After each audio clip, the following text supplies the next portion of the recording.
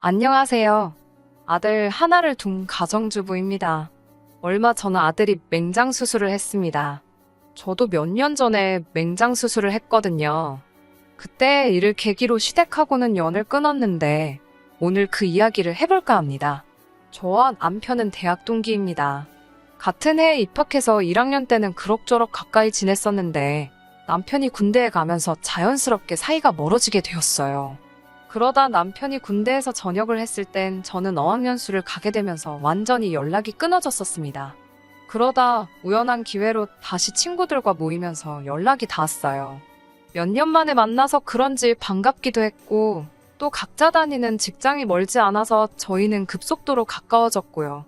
그러다 자연스럽게 연인 사이로 발전하게 되었고 1년 정도의 연애 끝에 결혼 이야기까지 나오게 되었어요.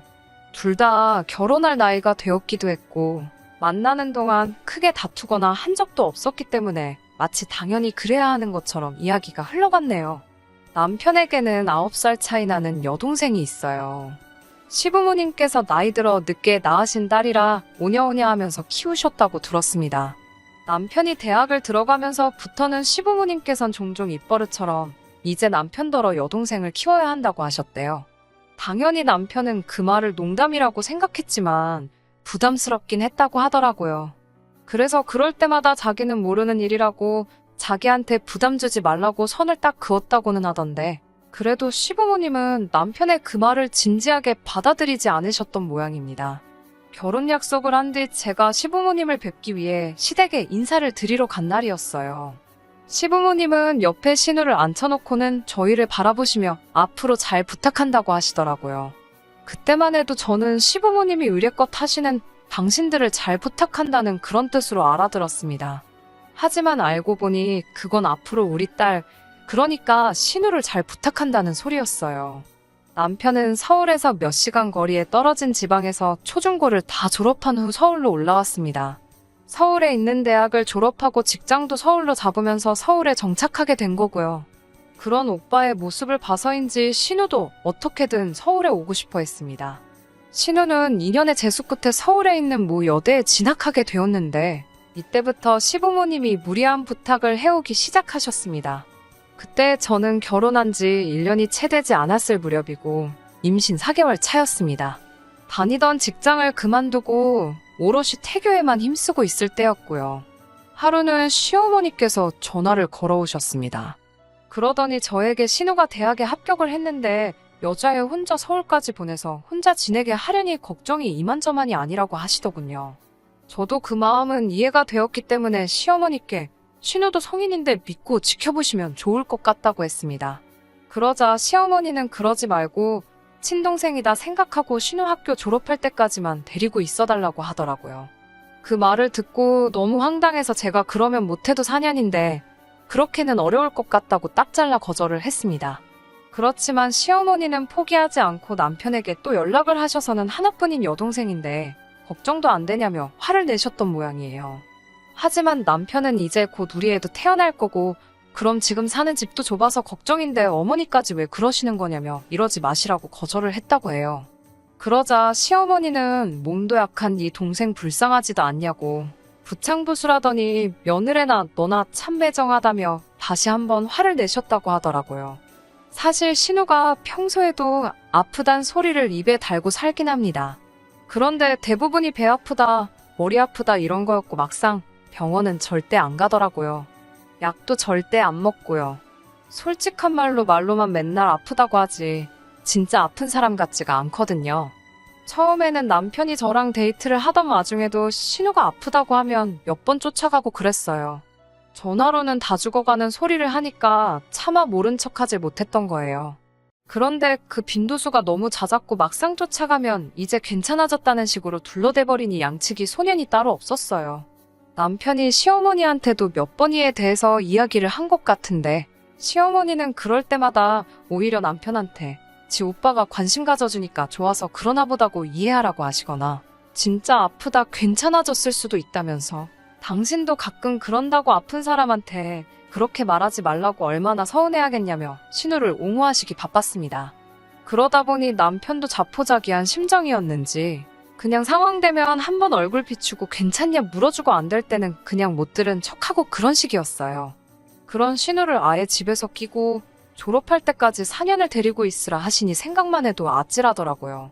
그나마 다행히 남편이 시어머니께 안 된다고 몇 번이고 말씀드렸고 시어머니도 백기를 드신 듯 했습니다. 하지만 그로부터 며칠이 흐른 뒤 시어머니는 그럼 저희 집에서 멀지 않은 곳에 신우 자취방을 구해줘야겠다고 하시는 거예요. 그래야 신우한테 무슨 일이 생기면 저희가 가볼 수 있지 않겠냐면서요. 그렇게 말씀하시는데 참 안 된다고 할 수도 없고 그건 뭐 알아서 하시라고 했습니다. 그리고 그때부터 정말 본격적으로 문제가 시작되었습니다. 신우는 정확히 저희 집에서 10분도 걸리지 않는 새로 생긴 신축 오피스텔에 월세로 들어왔어요. 시부모님도 사실 경제적으로 여유가 있으신 분들은 아니신데 신우가 고층 오피스텔이 아니면 싫다고 난리를 쳐서 어쩔 수 없이 월세를 구해준 모양이었습니다. 시부모님 재산이니까 저나 남편이 이래라 저래라 할 자격은 없었지만 저희도 신우나 시부모님이나 참 너무한다 싶더라고요. 저희가 결혼할 때 시부모님은 아직 대학도 마치지 않은 신우가 있어서 경제적으로 도와주기 어렵다 하셔가지고 결국 저희가 모아둔 돈에다 저희 이름으로 받은 대출 합쳐서 시작했거든요. 참고로 시댁에서 못 도와주신다 해서 친정부모님한테서도 받지 않기로 한 거예요. 아무튼 신우가 한 달에 100만 원 가까이 하는 오피스텔로 들어가면서 시부모님도 허리가 휘는 기분이셨나 봅니다. 그런데 문제는 그걸 저희 탓을 하시더라고요. 저희가 데리고 산다고만 했으면 이런 쓸데없는 지출은 안 해도 되지 않냐면서 저희한테만 뭐라고 하시는 거예요. 주변에 다른 원룸이 없던 것도 아니고 평생 이용도 하지 않을 시설들 운운하며 그런 원룸촌에 있는 곳에서는 삶의 질이 떨어진다며 형편 알면서도 한 달에 100만 원 하는 방을 잡은 건 정작 신우 본인인데 말이에요. 임신 중에는 좋은 것만 듣고 보고 먹어도 부족하다는데 시부모님과 통화만 하면 스트레스가 몇 배로 쌓이는 것 같았습니다. 그래서 출산이 가까워지던 무렵에는 시부모님 전화도 남편한테 다 넘겨버렸어요. 그뿐만 아니라 시어머니는 저에게 수시로 신우네 집을 들여다보길 부탁하셨습니다. 여자 혼자 사는 집에 누가 드나드는 건 아닌지, 뭐 필요한 건 없는지 먼저 살피고 챙겨줬으면 좋겠다 하시더라고요. 그 나이에 바깥 음식 많이 먹으면 몸 상하니까 저더러 반찬도 좀 해주고 그러면 어떻겠냐며 나이 차이 많이 나는 언니한테 부탁하기가 쉽겠냐면서 필요하다고 말하지 않아도 윗사람이 먼저 손 내미는 게 도리라고요. 집에만 있는데 뭐가 그렇게 어렵냐며 당신은 장사하실 때 아들 등에 업고 물건도 팔고 재고 정리도 하고 다 하셨다 그러시더라고요. 그러면서 저더러 네 친동생이어도 이렇게 했겠냐며 서운하다 하시기에 저도 지지 않고 제가 아니라 신우가 임신했어도 이렇게 시키셨겠냐고 물었더니 시어머니가 마치 꿀먹은 벙어리 마냥 아무 말도 안 하시더라고요. 남편한테도 이야기하니 한숨을 푹푹 쉬면서 가뜩이나 몸도 무겁고 힘들 텐데 이런 걸로 스트레스 받게 해서 미안하다며 시어머니 신우 일은 이제 자기가 알아서 할 테니까 그만 신경 쓰라고 하더라고요. 하지만 남편도 아주 모질지를 못해가지고 예전처럼 상황되면 한 번씩 얼굴 비추고 안 되면 못 가고 그런 식으로 어정쩡하게 그때그때 순간만 모면하고 있었습니다. 그리고 그럴수록 시부모님과 신우에게 저만 나쁜 사람처럼 보이는 듯 했습니다. 그 점이 너무 짜증이 나긴 했지만 남편 입장에서는 또 어느 한쪽을 칼로 무자르듯 잘라낼 수 없었을 테니까 남편이 안 됐기도 하고 이래저래 짜증이 많이 났어요. 걔가 짖어도 귀찮은 달린다고 시부모님이랑 신우가 뭐라 하던 시간은 흘렀고 저는 아들 하나를 둔 엄마가 되었습니다. 손자가 태어났다고 해서 시부모님의 태도가 바뀌었냐고요? 전혀 그렇지 않아요. 오히려 저랑 남편이 아들 챙긴다고 신우를 등한시할까봐 그런지 시부모님이 간섭은 하루가 다르게 더 심해져만 갔습니다.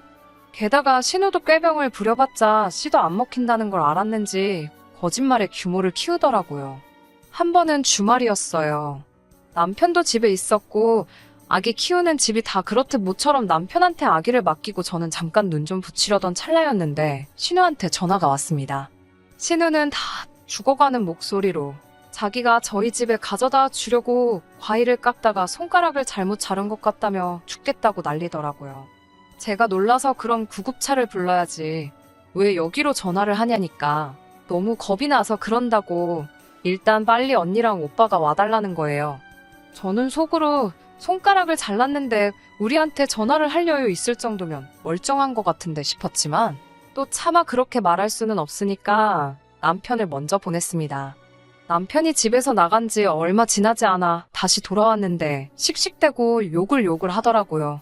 제가 왜 그러냐고 하니까 진짜 무슨 종이에 베인 것 마냥 살짝 베었더래요. 그래서 남편이 왜 다른 사람들 걱정하게 그런 거짓말을 하냐고 하니까 거짓말 아니라고 자기는 정말 손가락이 잘린 것만큼 아팠다면서 온 김에 지 손가락에 데일밴드라도 붙여주고 가라고 하더랍니다. 남편이 너무 열받아서 데일밴드 같은 소리 한다고 소리를 확 지르고 나왔다더군요. 그리고 얼마 지나지 않아 바로 시어머니한테서 전화가 왔는데 전후 사정을 제대로 알지 못하시면서 신우 말만 듣고 저희에게 역성을 내시더라고요. 남편도 그럴 거면 엄마가 옆에 끼고 살지 왜 애를 우리 옆에다 데려다 놓고 우리를 못 살게 구냐고 막 악을 쓰더라고요. 그리고 한동안은 시모나 신우에게서 연락이 안 왔습니다. 정말이지 살만 나더라고요. 솔직한 말로 남편에게는 좀 미안했지만 앞으로도 계속 이 정도의 거리감을 유지하고 살면 좋겠다 싶었습니다. 그러다 진짜로 일이 터지고 말았습니다.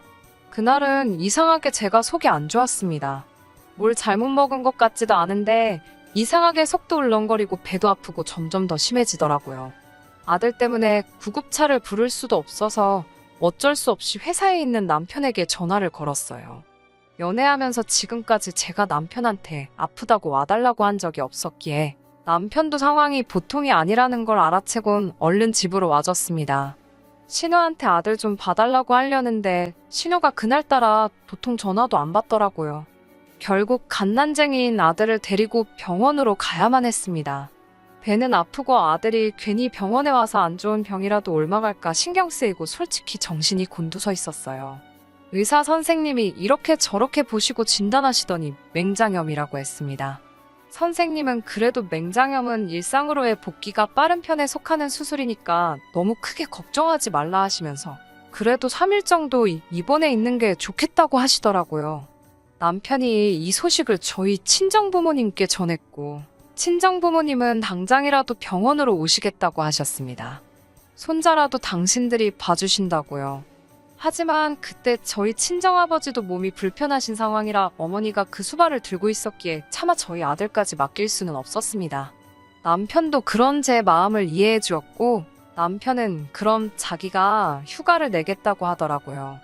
그렇게 저는 바로 수술에 들어갔습니다.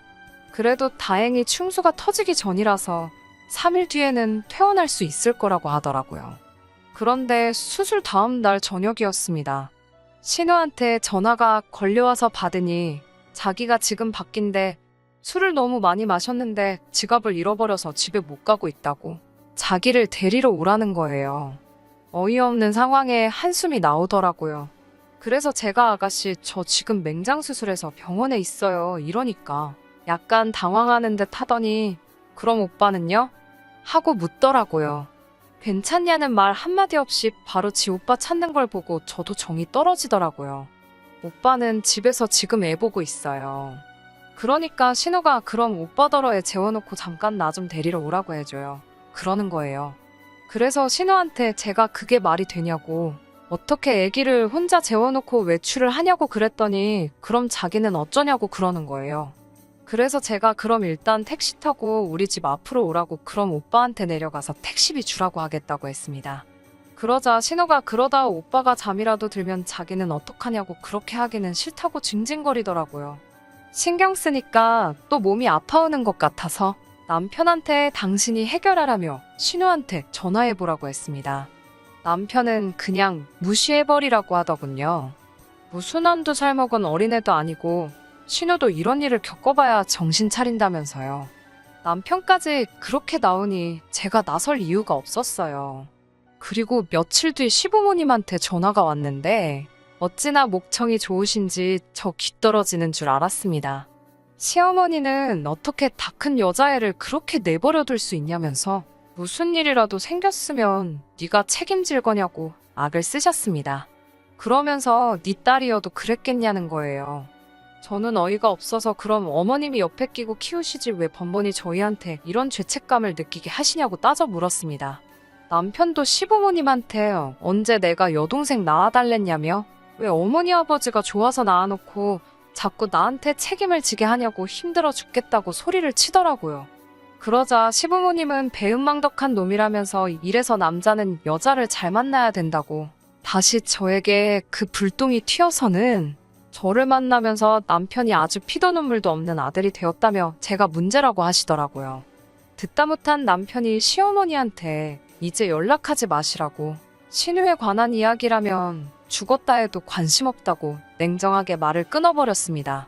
옆에서 듣던 저도 찬바람이 느껴질 만큼 냉랭한 목소리였습니다. 시어머니는 남편이 그런 식으로 나올 줄은 몰랐다면서 너 진짜 후회 안 하지? 라고 몇 번을 물어보시는 거예요. 남편은 후회 같은 거 안 한다고. 그리고 오늘부터 신우한테 보내주던 용돈들도 싹 끊을 거라고 그러더라고요.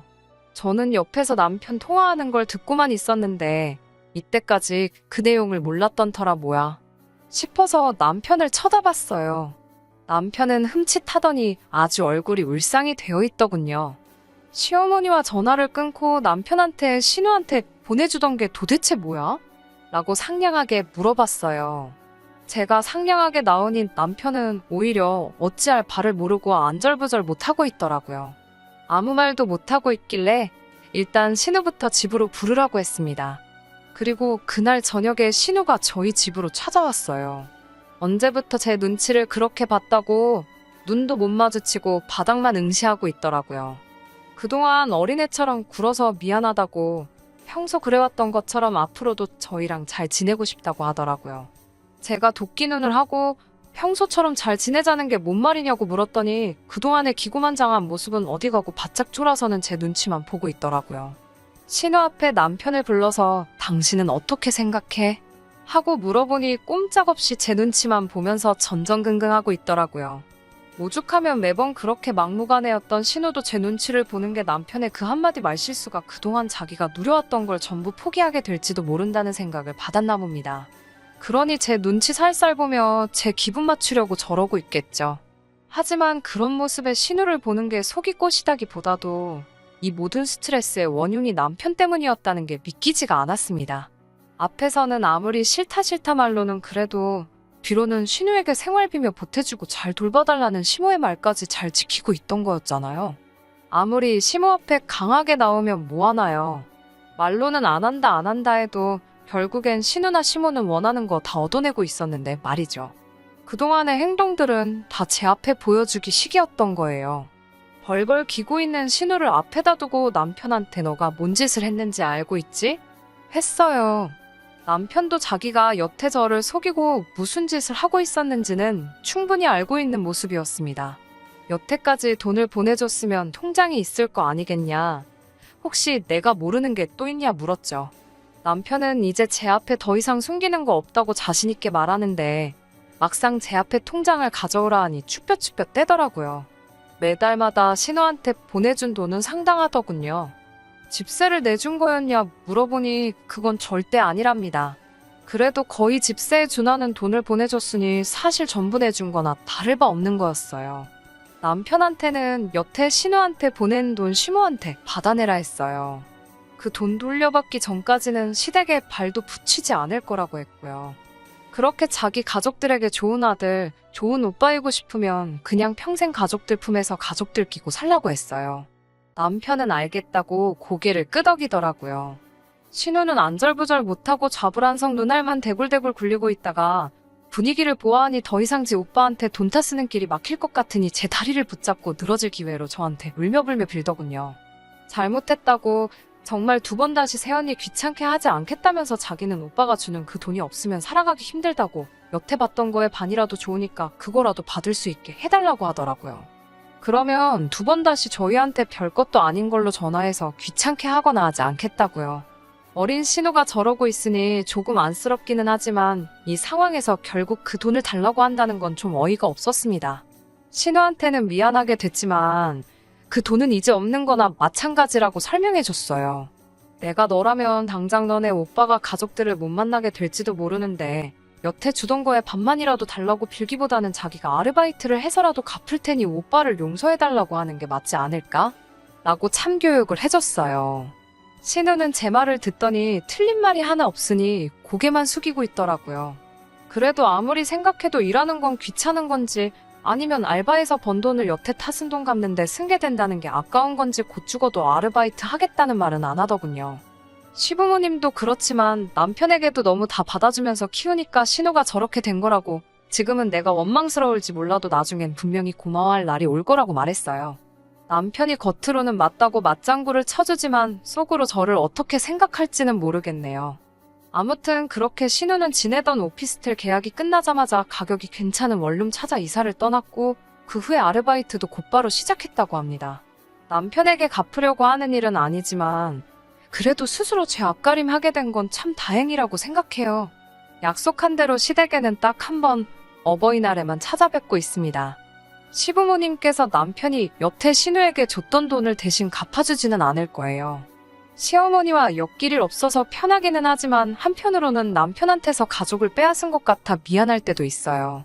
하지만 남편도 저를 이해해 줄 거라 생각합니다. 이렇게 해야 신우도 더 이상 응석바지로 남아있지 않을 테고 신우가 철이 들면 남편과 시댁이 끝내 제자리로 돌아올 거라 믿습니다. 끝까지 들어주셔서 감사합니다. 오늘의 사연은 여기까지입니다. 구독과 좋아요, 알람 설정 부탁드리고 더 좋은 사연으로 다시 찾아뵙겠습니다. 감사합니다.